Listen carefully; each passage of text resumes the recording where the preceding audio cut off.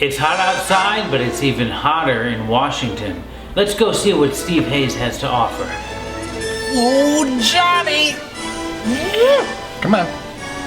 Johnny, it's Happy Gay Pride Month, and I decided to do a political thriller called Advise and Consent.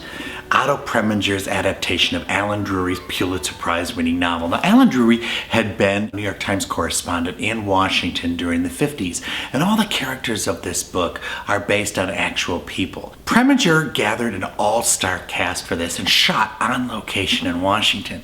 He had just had a huge success with Exodus and with Anatomy of a Murder, so he was really riding high and making important movies. Us old buzzards have the sharpest eyes in creation.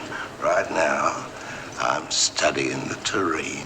I always prefer Otto Preminger's all-star movies to, say, Stanley Kramer's. Otto Preminger manages to blend his stars into more of an ensemble performance, whereas Stanley Kramer's, it always looks like the action stops and you see a star per moment, and then it continues again, and then it stops for another star moment. This way, the action is continually moving. He had a great scriptwriter, Wendell Mays, to adapt the book, and the original novel was very, very Republican, and Preminger didn't want that. Preminger wanted to have the audience kind of decide what side that they were going to be on. You can't hold down a senator's job these days by kissing babies and shaking hands, you know. The plot concerns the president, played by Francois Tone, wants to appoint a new Secretary of State, Henry Fonda, and there is rumors that he had communist affiliations. So they have an investigation, a political investigation into his background, which is put together by Walter Pidgeon, the president's right-hand man, and wants to get him the job. Sure, he's great, but the man's got more enemies in Congress than anybody in government. He's never played ball with us, not even the most ordinary political courtesy kind of ball. On his side are Paul Ford, who's his right-hand man, and then this Senator Peter Lawford, who's sort of based on Kennedy. On the opposing side is Charles Laughton, who plays this old Southern senator named Sebe Cooley. He will weaken the moral fiber of our great nation. He will bring destruction to our traditions. And I beg your senators reject him. Reject him! This was Charles Laughton's last film. He was dying of cancer at the time, and he just put everything into this performance. Also on that side is Will Geer, who was blacklisted. Preminger kind of owned Washington for the 6 weeks that they were filming there. This movie is filled with real senators and real congressmen who wanted to be in the movie. Preminger approached Martin Luther King, and at the time there were no black senators, but he approached Martin Luther King to play a senator, and King accepted it first and then decided that it wouldn't work out. He also approached Richard Nixon to play the vice president, which was later played by Lou Ayres, but Nixon said no. Well, since he has trotted out this wheezy device, he must expect the usual wheezy answer. There's a character that's based on Joe McCarthy, played by George Grizzard in his first big film role. And Grizzard is a viper. He's this young senator who has this clique. He has like a little bunch of sycophants who follow him and do all his work, you know, his little army everywhere. I'm throwing my organization behind this. You got an organization? And he is trying to get Henry Fonda appointed, but it's always at his to make him look better. Do you think the people of this country think it's funny? Does the senator from Utah think it's funny?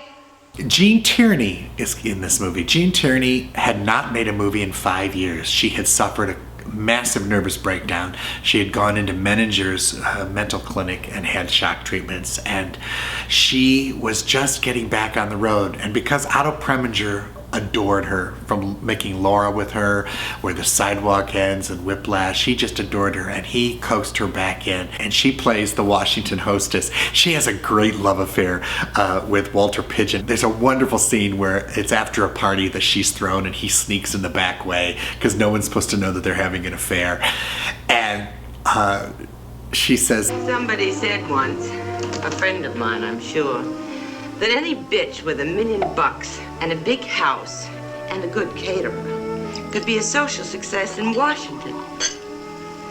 Do you think I'm a bitch? and he plants a kiss on her that is so juicy and so passionate. It's just wonderful. And he was in his he is about as old as I am. At my age, I need it. Oh, your age. You're as virile as a billy goat. They put in charge of this investigation a young senator named Brig Anderson, played by Don Murray. Don Murray had played the cowboy in Bus Stop and won an Academy Award opposite Marilyn Monroe, and so he was being groomed for stardom. He's a really good actor. You make a great speech about the balance of power, and then you ignore your responsibility as a senator and want me to rubber stamp this nomination just to please the president. George Grizzard wants to blackmail him into swinging the election towards Henry Fonda being accepted, and finds out that he had a homosexual relationship when he was in the army.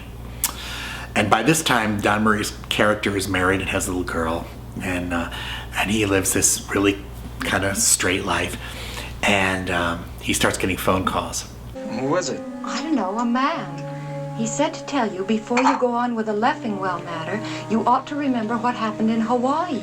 And then he hung up. What happened in Hawaii, Brig?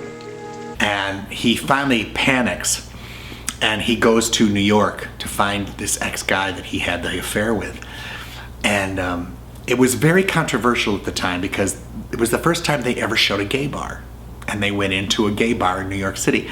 And it was a normal place. And Preminger had it peopled with really good-looking people. Frank Sinatra sings this strange sort of song in the background when he walks in about being lonely and let me be what you want me to be. And I don't know, the lyrics are kind of strange. I have sung the loser's song.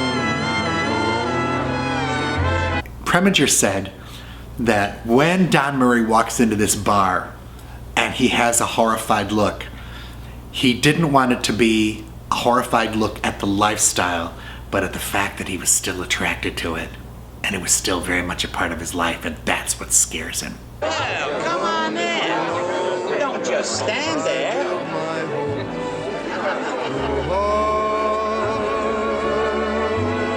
And his lover, who's this actor John Granger, what a hunk, comes running up on the street, and somebody got to him and paid him off. Wait a moment, Brig. Taxi! Explain.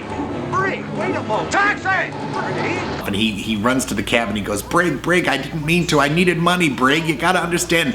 And Don Murray takes his hand and throws him into the street. And it all has very tragic consequences.